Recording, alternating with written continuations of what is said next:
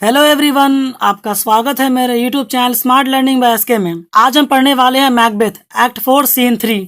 दोस्तों, act 4 scene 2 में हमने पढ़ा था कि मैकडफ की वाइफ और उसका बेटा मैकडफ के स्कॉटलैंड से भागने को डिस्कस करते हैं। लेडी मैकडफ अपने हस्बैंड को बेवफा और डरपोक समझती है। तभी एक मैसेंजर आता है और वार्निंग देता है कि उन्हें खतरा है, पर उनके पास भागने का टाइम नहीं होता है। मैकबेथ के हायर्ड मर्डरर्स लेडी मैकडफ और उसके बेटों को मार देते हैं। बहुत ही इंटरेस्टिंग सीन है। अगर आपने नहीं देखा है तो यूट्यूब पर सर्च कर लीजिए Macbeth act 4 scene 2 by smart learning by SK. पहले वो सीन देखकर आइए, फिर इस सीन को कंटिन्यू कीजिएगा। आज हम पढ़ने वाले हैं एक्ट 4 सीन 3। इस सीन में मैकडफ और मैल्कम इंग्लैंड में मिलते हैं। मैल्कम मैकडफ की लॉयल्टी टेस्ट करने के लिए प्रिटेंड करता है कि वो रूल करने लायक नहीं है। फिर रॉस आता है और बताता है कि मैकडफ की फैमिली को मैकबेथ ने मार दिया है। ये सुन के मैकडफ शॉक हो जाता है और गुस्से से भर जाता है और डिसाइड करता है कि वो मैकबेथ से रिवेंज लेगा और उसको हराएगा, उसको मार देगा। ये सीन लॉयल्टी, ग्रीफ और रिवेंज को हाईलाइट करता है। बहुत ही इंटरेस्टिंग सीन है। चलिए बिना टाइम बर्बाद किए शुरू करते हैं। The English court enter Malcolm and Macduff. England में किंग के पैलेस में मैल्कम और मैकडफ एंटर करते हैं। Malcolm, let us seek out some desolate shade and there weep our sad bosoms empty. दोस्तों, डेजोलेट मतलब बहुत ही लोनली, अनहैप्पी प्लेस। वीरान जगह को डेजोलेट प्लेस कहते हैं। शेड मतलब शैडो। तो मैल्कम कहता है कि हमें एक वीरान सुनसान जगह ढूंढना चाहिए जहां छाव हो और हमें वहां जाकर अपने दुखों को रो रो कर आंसुओं में बहा देना चाहिए। मतलब हमें कोई सुनसान छांव वाली जगह ढूंढनी चाहिए और वहां जाकर अपने दुखों को रो रो कर कम करना चाहिए। Macduff, let us rather hold fast the mortal sword and like good men bestride our downfall boredom. Each new mourn, new widows howl, new orphans cry, new sorrows strike heaven on the face that it resounds as if it felt with Scotland and yelled out like syllable of dollar. Macduff कहता है कि इसके बजाय हमें अपने तलवारों को और मजबूती से पकड़ लेना चाहिए और अच्छे आदमी की तरह अपने गिरते हुए देश स्कॉटलैंड को मैकबेथ से बचाना चाहिए। दोस्तों, बेस्ट्राइड मतलब बचाना, प्रोटेक्ट करना। हर सुबह नई विधवाएं चिल्ला रही होती हैं और नए अनाथ बच्चे रो रहे होते हैं। दोस्तों, यहाँ मैकडफ इनडायरेक्टली कहना चाहता है कि मैकबेथ के रूलिंग में हर दिन बच्चे अनाथ होते हैं और औरतें विधवा होती हैं। हर सुबह नई दुख की चीखें आसमान की ओर उड़ती हैं ताकि आसमान खुद की दहशत को महसूस करे और स्कॉटलैंड के दर्द को महसूस करे। दोस्तों, मैकडफ यहाँ स्कॉटलैंड की हालत डिस्क्राइब कर रहा है और बता रहा है कि मैकबेथ के रूलिंग और उसके पावर के अंडर लोग किस तरह से बर्बाद हो रहे हैं। Malcolm, what I believe I will well, what know believe what I can redress, as I shall find the time to friend I will, what you have spoke it may be so perchance, this tyrant whose sole name blisters our tongues was once thought honest, you have loved him well. He hath not touched you yet. I am young, but something you may discern of him through me, and wisdom to offer up a weak, poor, innocent lamb to appease an angry God. Malcolm कहते हैं कि मैं जो कुछ भी गलत हो रहा है उस पर रोता हूँ। दोस्तों, वेल मतलब रोना। मैं जो कुछ भी स्कॉटलैंड के बारे में सुनता हूँ, मतलब जो कुछ भी मुझे खबर मिलती है, मैं उस पर यकीन कर लेता हूँ और जब सही वक्त आएगा तो मैं इसका बदला जरूर लूंगा। जो कुछ भी तुमने मुझे बताया है कि हर रोज औरतें विधवा होती हैं और बच्चे अनाथ होते हैं, तो मतलब जो भी ओवरऑल तुमने मुझे स्कॉटलैंड के बारे में बताया है वो सब सच हो सकता है। ये एक ऐसा डिक्टेटर है, मतलब मैकबेथ की बात हो रही है कि ये एक ऐसा जालिम बादशाह है जिसका नाम लेते ही हमारी जुबान पर छाले पड़ जाते हैं। ये एक ऐसा जालिम है जिसे हम कभी ईमानदार समझते थे। तुम और मैकबेथ बहुत अच्छे दोस्त थे और तुम उससे बहुत प्यार करते थे, इसीलिए उसने अभी तक तुम्हें नुकसान पहुंचाने के लिए कुछ नहीं किया है। मैं अभी अनएक्सपीरियंस्ड हूँ, लेकिन तुम मुझे धोखा देकर मैकबेथ का फेवर मतलब मैकबेथ का भरोसा जीत सकते हो और फिर मुझ जैसे कमजोर बेचारे मासूम इंसान को अपने नाराज गॉड को बलि दे सकते हो। दोस्तों, यहाँ एंग्री गॉड मैकबेथ को कहा गया है, इसलिए मैल्कम कहता है कि तुम मुझे धोखा देकर मुझ जैसे कमजोर बेचारे मासूम इंसान को अपने एंग्री गॉड मतलब मैकबेथ को, तुम तो उसे देवता ही मानते हो, तो तुम उस नाराज देवता को मनाने के लिए उसे मेरी बलि दे सकते हो ताकि तुम उसका भरोसा जीत सको। Macduff, I am not treacherous. Macduff कहता है कि मैं गद्दार नहीं हूँ। Malcolm, but Macbeth is. A good and virtuous nature may recoil in an imperial charge, but I shall crave your pardon. That which you are, my thoughts cannot transpose. Angels are bright still, though the brightest fell. Though all things foul would wear the brows of grace, yet grace must still look so. लेकिन Macbeth है। मतलब हाँ, मैं मानता हूँ कि तुम गद्दार नहीं हो, लेकिन मैकबेथ तो है ना। चलो मैं मानता हूँ कि तुम अच्छे और नेक दिल इंसान हो, लेकिन जब मैकबेथ मुझे नुकसान पहुँचाने की कोशिश करेगा तो हो सकता है कि तुम अपने अच्छे और नेक दिल होने के कारण मुझे बचाओ ही ना, ताकि तुम अपने राजा के हुक्म का पालन कर सको। फिर भी मैं तुमसे माफी मांगता हूँ। अगर तुम सच में अच्छे और नेक दिल इंसान हो तो मैं तुम्हें जितना भी गद्दार कह लूं, तुम गद्दार नहीं बन जाओगे। दोस्तों, मैल्कम यहाँ एक एग्जाम्पल देते हुए कहता है कि जैसे एक एंजल हमेशा ब्राइट रहता है, चाहे उसे कितना भी नीचे फेंक दिया जाए। दोस्तों, यहाँ लूसीफर का रेफरेंस दिया गया है कि लूसीफर जो कि बहुत ब्राइट एंजल था, उसे धरती पर गिरा दिया गया था, फिर भी वो अभी भी एक ब्राइट एंजल है। तो भले ही मैं तुम्हें गद्दार कहूँ, अगर तुम सही में अच्छे इंसान हो तो तुम बदलोगे नहीं। हालांकि अगर सब बुरी चीजें अच्छाई का मुखौटा पहन ले, मतलब बस अपने आप को अच्छा प्रिटेंड करने की कोशिश करे, वो कभी भी उन लोगों से कम्पीट नहीं कर सकती जो सचमुच में रियल वर्ल्ड में अच्छे हैं। Macduff, I have lost my hopes. मैं अपनी सारी उम्मीदें खो चुका हूँ, मुझे अब और कोई रास्ता नहीं दिख रहा है, इसलिए मैं तुम्हारे पास आया हूँ। मैल्कम, पर perchance even there where I did find my doubts, why in that rawness left you wife and child, those precious motives, those strong knots of love without leave taking? I pray you, let not my jealousies be your dishonors, but mine own safeties. You may be rightly just, whatever I shall think. शायद तुमने अपनी सारी उम्मीदें वहाँ खो चुकी है जहाँ से मेरा तुम्हारे ऊपर शक शुरू होता है। मैल्कम यहाँ कहना चाहता है कि उसे मैकडफ पर शक है कि कहीं उसे मैकबेथ ने तो नहीं भेजा। तुम इतना रूड कैसे हो गए कि तुमने अपनी पत्नी और बच्चों को पीछे छोड़ दिया? तुम्हारे जिंदगी की सबसे कीमती चीजें, तुम्हारी पत्नी जो तुम्हें हौसला देती थी और तुम्हारे बच्चों और तुम्हारे बीच जो प्यार की बंधन थी, उसके तहत तुम्हें उन्हें सेफ रखना चाहिए था। तो तुम उस खतरनाक जगह पर बिना उन्हें बताए यहाँ कैसे आ गए? मैं तुमसे रिक्वेस्ट करता हूँ कि मेरी इस डाउट का मतलब तुम पर मेरी इस शक को अपनी इंसल्ट मत समझना। मैं तुम पर शक करके तुम्हारा अपमान नहीं कर रहा हूँ, मैं बस अपनी सेफ्टी चेक कर रहा हूँ कि तुम्हें कहीं मैकबेथ ने तो नहीं भेजा। मैं जो कुछ भी सोचूं, हो सकता है तुम सच में ईमानदार और सच्चे हो। मतलब मैं जो कुछ भी सोचूं, अगर तुम सच्चे हो तो तुम हमेशा सच्चे ही रहोगे। Macduff, bleed bleed poor country, great tyranny, lay thou thy basis sure, for goodness dare not check thee where thou thy wrongs. The title is afeared. Fare thee well, Lord. I would not be the villain that thou thinkst, for the whole space that's in the tyrant's grasp, and the rich east to boot. मेरे बेचारे देश Scotland का खून बह रहा है। मतलब वो जालिम मेरे देश के लोगों का खून बहा रहा है, उन पर जुल्म कर रहा है। वो जालिम मैकबेथ तुम्हारी फाउंडेशन, मतलब तुम स्कॉटलैंड के वारिस हो, लेकिन मैकबेथ ने स्कॉटलैंड को सिक्योर कर लिया है, कब्जा कर लिया है, तुम्हारी बेसिस, तुम्हारी फाउंडेशन को हड़प लिया है, क्योंकि अच्छे लोग मैकबेथ के खिलाफ आवाज उठाने की जरूरत नहीं करते। इसलिए उसने तुम्हारे देश जिसके तुम वारिस हो स्कॉटलैंड पर कब्जा कर लिया है। उसने वो वाला ताज पहने हुआ है जो उसने तुम्हारे साथ गलत करके हासिल किया है, और उसने राजा का टाइटल भी वेरीफाई कर लिया है। मतलब राजा का टाइटल भी तुमसे छीन कर खुद स्कॉटलैंड का किंग बन गया है, क्योंकि तुम यहाँ शांत बैठे हो, तुम कुछ नहीं कर रहे हो, इसलिए उसने तुमसे ताज छीन कर खुद पहन लिया है और खुद को राजा के तौर पर वेरीफाई भी कर लिया है। मतलब खुद को राजा घोषित कर दिया है, क्योंकि तुम आराम से बैठे हो। मैल्कम की ओर देखते हुए कहते हैं, अलविदा मेरे लॉर्ड मैल्कम, अलविदा। मैं जालिम नहीं हूँ। अगर मैकबेथ मुझे वो सारी चीजें दे दे, मतलब वो सारी जमीन दे दे जिसके ऊपर उसका कब्जा है, और अमीर लोग जो ईस्ट में रहते हैं उनकी भी जमीन दे दे, फिर भी मैं वो वाला दुश्मन नहीं बन सकता जो तुम सोच रहे हो।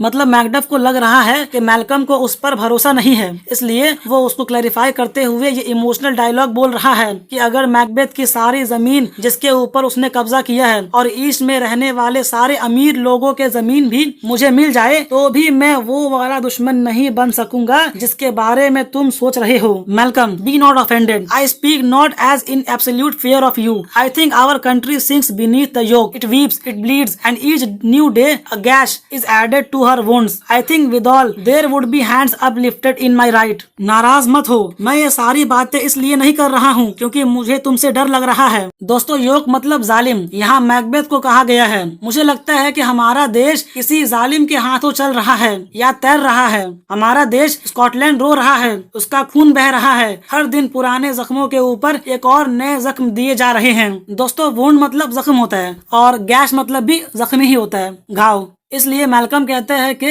हर नए दिन पुराने जख्मों के ऊपर एक नया जख्म दिया जा रहा है। इसके साथ साथ मैं ये भी सोचता हूँ कि अगर मैं स्कॉटलैंड दोबारा जाऊं तो अभी भी कुछ ऐसे लोग हैं जो मेरे कहने पर या मेरे जाने पर मेरे हक में खड़े हो जाएंगे। मतलब अगर मैं स्कॉटलैंड दोबारा लौटूं तो कुछ ऐसे लोग भी हैं जो मेरे लिए लड़ेंगे। And here from gracious England have I offer of goodly thousands, but for all this, when I shall tread upon the tyrant's head or wear it on my sword, yet my poor country shall have more vices than it had before, more suffer and more sundry ways than ever by him that shall succeed। और यहाँ England के नेक दिल बादशाह ने मुझे हजारों सिपाही देने का वादा किया है, लेकिन इन सब के लिए जब मैं मैकबेथ के सर पर अपने पैर रखूंगा या उसका सर काटकर अपने तलवार पर रखूंगा तो मेरा बेचारा देश जो मैकबेथ के वजह से बुरी कंडीशन में है वो उसके मरने के बाद और भी ज्यादा बुरी कंडीशन में हो जाएगा। वो और भी ज्यादा तकलीफ में हो जाएगा और ज्यादा तरीकों से उस राजा के वजह से जो मैकबेथ के बाद राजा बनेगा। Macduff what should he B.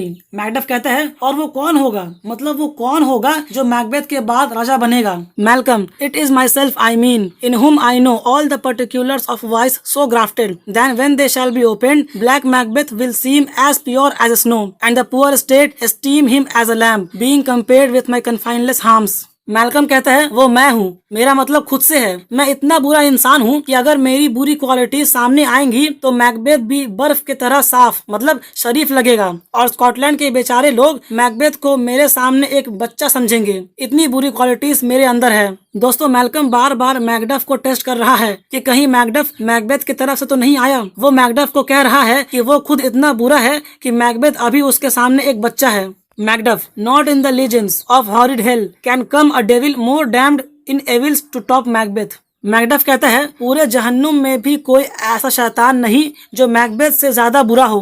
दोस्तों मैकडफ को अब भी लगता है मैल्कम ये सब बस कह रहा है, उसके लिए मैकबेथ से ज्यादा बुरा और कोई नहीं हो सकता। इस जवाब से मैल्कम को थोड़ी तसल्ली होती है क्योंकि मैकडफ मैकबेथ के अगेंस्ट जेन्युइन दिख रहा है। Malcolm, I grant him bloody, luxurious, avaricious, false, deceitful, sudden, malicious, smacking of every sin that has a name, but there's no bottom, none, in my voluptuousness. Your wives, your daughters, your matrons, and your maids could not fill up the cistern of my lust and my desire. All continent impediments would o'erbear that did oppose my will. Better Macbeth than such an one to reign। दोस्तों luxurious मतलब अय्याश, अवेरिशियस मतलब लालची, false मतलब झूठा, deceitful मतलब धोखेबाज, sudden मतलब अचानक फैसला कर सकता है, मलिशियस मतलब दिल का बुरा। तो मैल्कम कहता है कि मैं मैकबेथ को खूनी समझता हूँ। वो अय्याश है, लालची है, झूठा है, धोखेबाज है, वो जज्बाती है, अचानक कुछ भी फैसला ले सकता है, वो दिल का बुरा है और उसने हर वो गुनाह किया है जिसका नाम है। लेकिन मेरे अंदर सेक्सुअल डिजायर की कोई इंतहा नहीं है, मतलब मेरे अंदर सेक्सुअल डिजायर की कोई एंड नहीं है। तुम्हारी बीवियां, तुम्हारी बेटियां, तुम्हारे गांव की बुजुर्ग शादीशुदा औरतें और जवान लड़कियां जिनकी शादी नहीं हुई है, कोई भी मेरी इस भूख, मेरी इस लस्ट को सेटिस्फाई नहीं कर पाएंगी। मेरे अंदर की ये इच्छा इतनी गहरी है कि ये हर चीज को और हर इंसान को अपने कब्जे में ले लेगी जो मेरे रास्ते में आएगा। इसलिए मैकबेथ का राज करना मेरी जगह पर ज्यादा बेहतर है। Macduff, boundless intemperance in nature is a tyranny. It hath been the untimely unting of the happy throne and fall of many kings, but fear not yet to take upon you what is yours.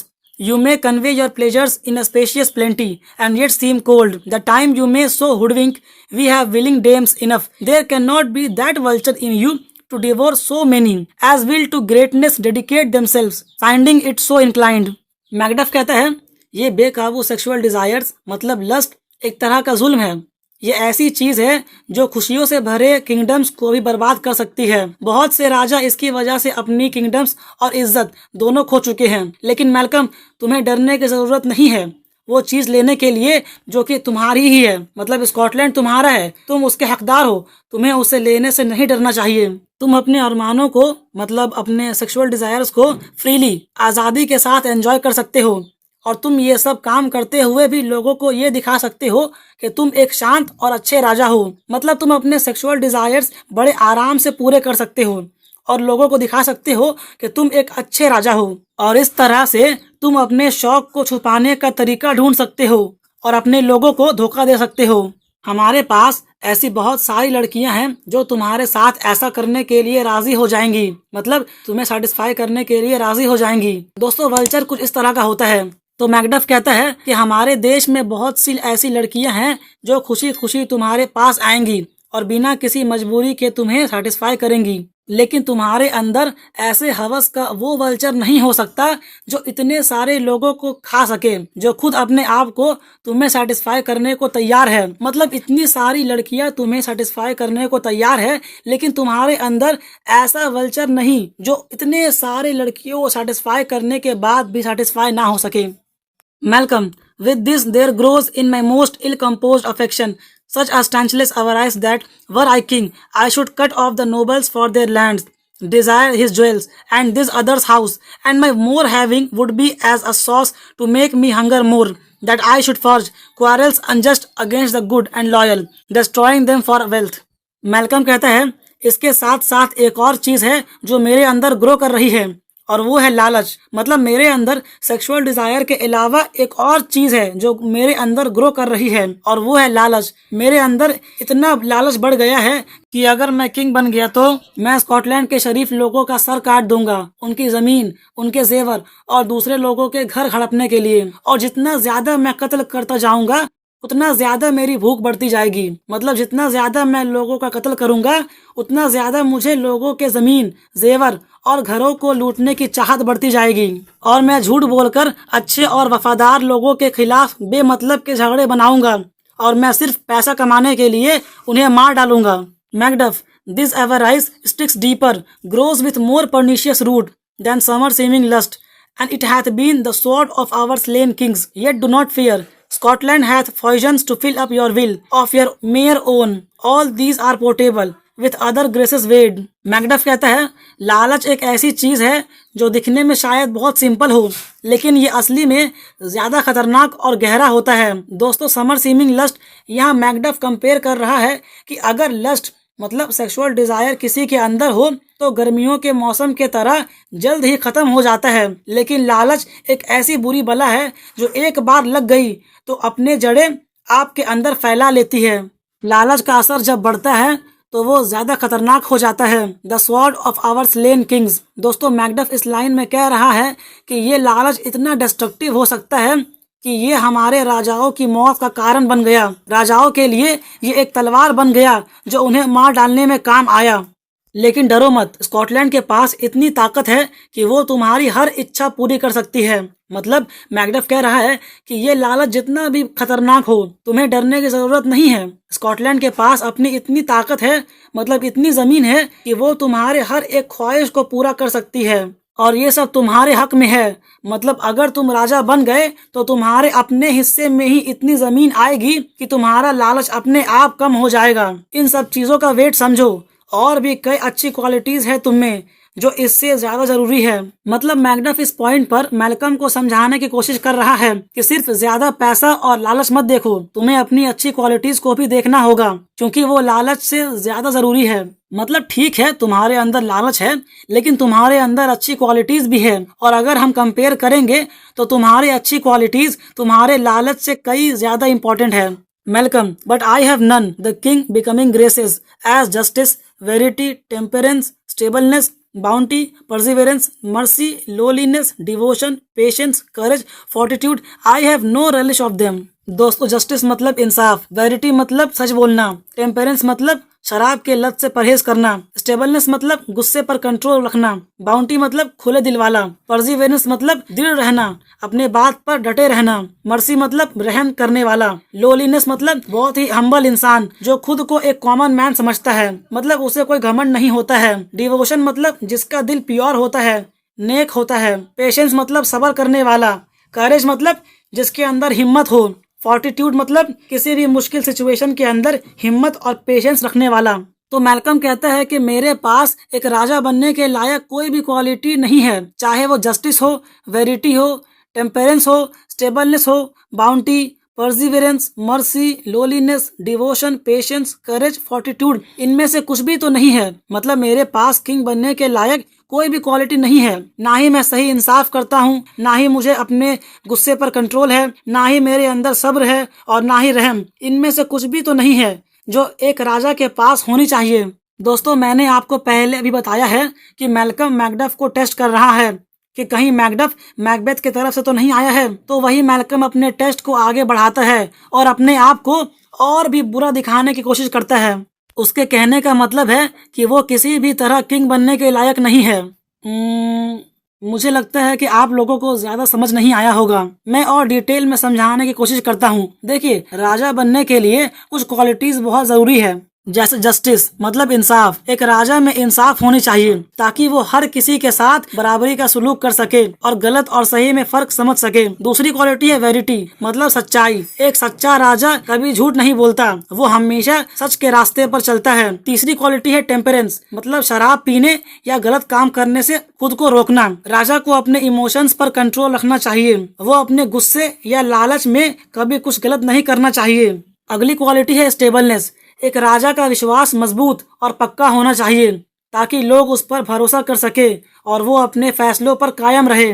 और सिर्फ ये qualities ही नहीं बल्कि और भी कई qualities हैं जो राजा को बेहतर बनाती है, जैसे बाउंटी मतलब दया। एक राजा के अंदर दया होनी चाहिए। परसिवेरेंस एक राजा को हार नहीं माननी चाहिए, उसे अपने काम में लगातार कोशिश करते रहना चाहिए। मर्सी मतलब रहम दिल, वो लोगों को माफ करने वाला होना चाहिए। लोलीनेस मतलब उसे अपने रंग रूप या ताकत पर घमंड नहीं होना चाहिए, उसके अंदर अपने देश और लोगों के प्रति डिवोशन होना चाहिए। पेशेंस मतलब सब्र, राजा को सब्र रखना चाहिए, जल्दी गुस्से में आकर गलत फैसला नहीं लेना चाहिए। करेज मतलब हिम्मत, एक राजा के अंदर हिम्मत होनी चाहिए, मुश्किलों का सामना करने का जज्बा होना चाहिए। फॉर्टिट्यूड मतलब सहने की शक्ति, चाहे कितनी भी बड़ी मुश्किल आए एक राजा को पेशेंस से काम लेना चाहिए और अपने लोगों के लिए खड़ा रहना चाहिए। But abound in the division of each several crime, acting it many ways. Nay, had I power, I should pour the sweet milk of concord into hell, uproar the universal peace, confound all unity on earth.